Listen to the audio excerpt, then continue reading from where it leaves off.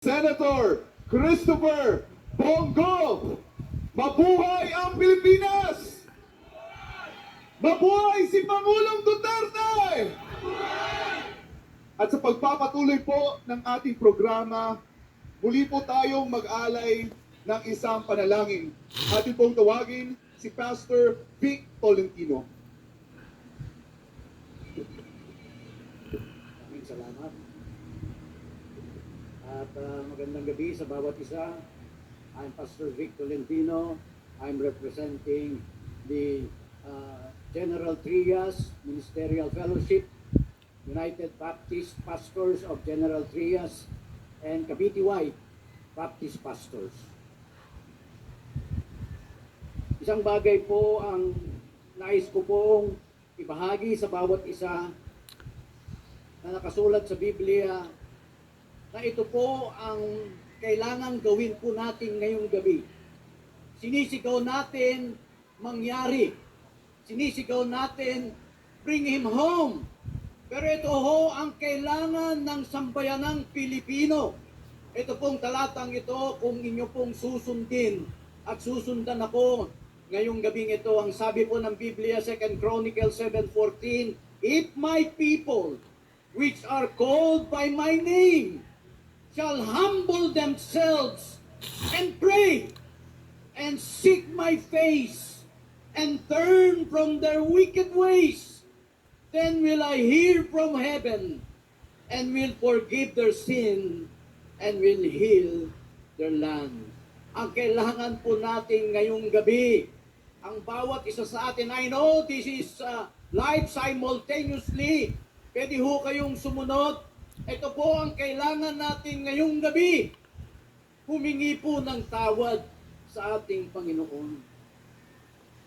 Sa ating paghingi ng tawad at saliksikin ang kanyang mukha at talikuran ng mga masama.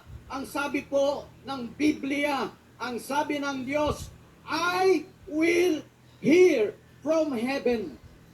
Pakikinggan niya tayo. Gusto niyo po bang pakinggan ng Diyos ang ating kahilingan to bring him home?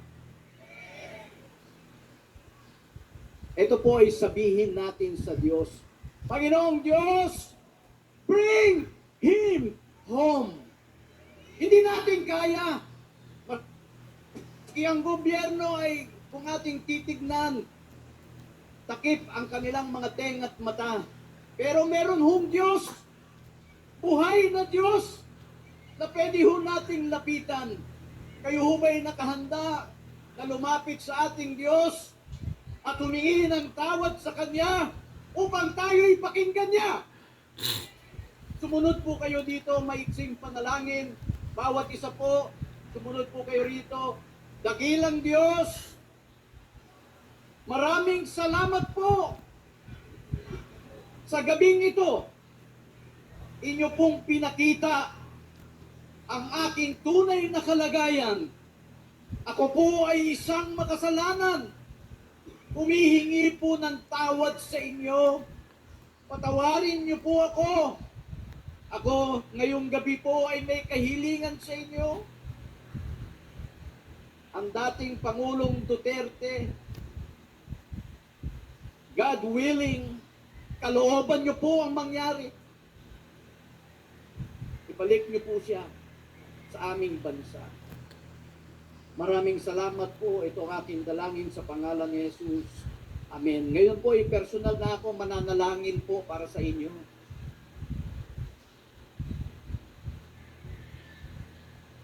Dakilang Diyos na makapangyarihan sa lahat. Diyos na naglangang ng langit at lupa. Ako po ngayon ay lumalapit sa iyong luklukan ng biyaya. Kasama po ang bawat isa na nandito ngayong gabi, simultaneously sa buong bansa namin, na humingi po ng tawad sa inyo. O Diyos, kami nga po ay inyong pakinggan ngayong gabi sa amin pong mga kahilingan. Maraming salamat po sapagkat alam namin, O Diyos, sa inyo ay walang imposible, Panginoon.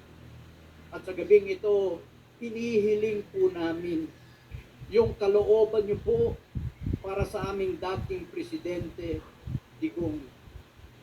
Kahabagan niyo nga po siya. At sa pagkakataong ito, O Diyos, hindi namin alam kanyang tunay na kalalagayan.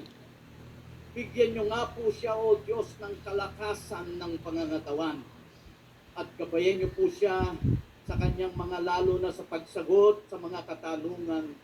At ganoon din sa kanyang mga kasamahan na nandun ngayon sa Netherlands. Ang aming Vice President, Sara Duterte, at ang kanyang mga ibang mga kapatid at mga attorneys na mga kasama doon. O Diyos, proteksyonan niyo po sila. Kayo nagbigay, O Diyos, ng soberenya sa aming bansa. Huwag niyo pong hayaan ito ay isang tabi ng ilang mga tao, Panginoon, na nagnanais na mamuno sa aming bansa. Bagkus, O Diyos, muli ito'y aming maranasan. Muli, O Diyos, ang kapayapaan ay aming maranasan, Panginoon. Muli, O Diyos, ang inyong pagkilos sa aming bansa. Ako po, O Diyos, at ang aking mga kasama dito'y nagsusumamo po sa inyo. Pagkalooban niyo po kami ng katugunan maging ngayong gabing ito, Panginoon. And I give you back the praise, honor, and glory. For this, Lord, I ask and pray in the mighty name of our Lord and Savior, Jesus Christ. At ang lahat po ay pwedeng magsabi ng Amen! Amen! Magandang gabi po! Maraming salamat, Pastor.